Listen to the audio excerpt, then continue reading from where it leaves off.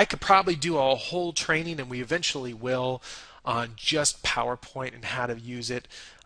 But it is something, some of you will never use it, and that's perfectly okay. Some of you use it every time, and that's okay too. But there's a few key things I just want you to think about as you're working with PowerPoints, and a couple of tips that I want to give you as well. So the first thing with PowerPoints, as you saw in the meeting information sheet, is ask for permission.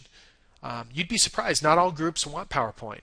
Some groups absolutely want it. Okay, so make sure that you just ask whoever's bringing you in, do you care, do you want it, do you not want it? You should be prepared to do it either way. The PowerPoint only adds, which we'll talk about here in just a minute, it only adds to the presentation. But you should be ready to do it either way. And it should just add to the presentation, not distract from it.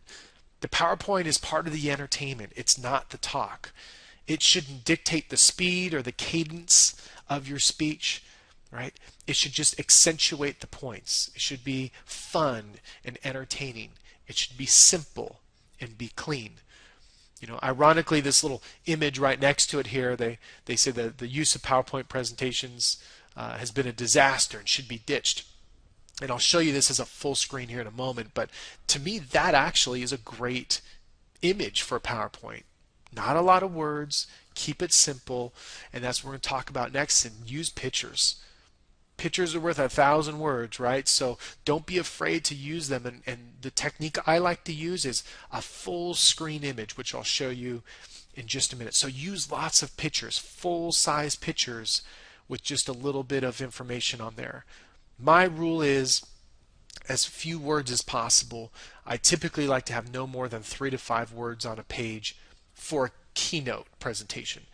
For a training like this, obviously the rules are a little bit different because we're teaching mode, but so it depends on the type, the format of the presentation. But use lots of pictures, big pictures, bright, cheerful pictures, and then very few words, a short quote, a short sentence, or just 1 or 2 words for each one of the points that you're making.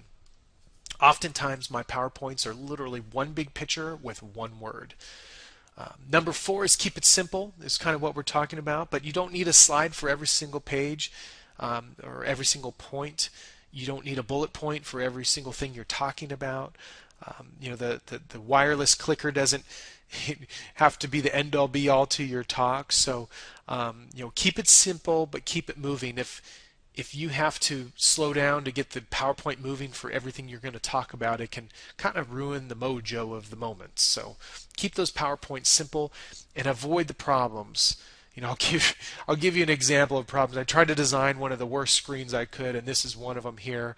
But you've seen them. They're terrible fuzzy pictures. They've got words all over the place. They're using cheesy graphics. They're using cheesy sounds and machine guns and bullet points all over the place. They've got words flying in all over the place. The sound effects are one of my least favorite. I've heard at big corporate events them using like the cash register noise and things like that. It just drives me crazy. So video, if you're going to use it, just test it. Oftentimes if you can, avoid video at all costs in PowerPoint, just because it just doesn't play very well.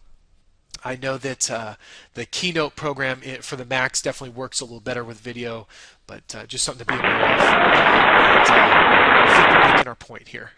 Just avoid all the jumping words and the crazy text and the sounds and all that kind of fun stuff. So this would be more of an example here of a nice clean screen. This is that same image, full screen.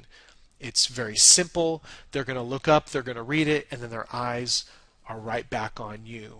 So that's an example of what I feel would be a great use of PowerPoint. There's a lot more to this, and we'll be putting out more trainings and tips on our website for you to dive into. But a couple of quick tips also.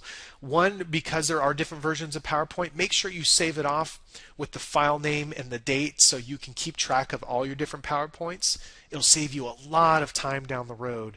I literally probably have over 100 PowerPoints saved some of which are for the same type of talk, but I save each individual presentation because you never know, they're going to get better and you're going to progress and get better at designing them.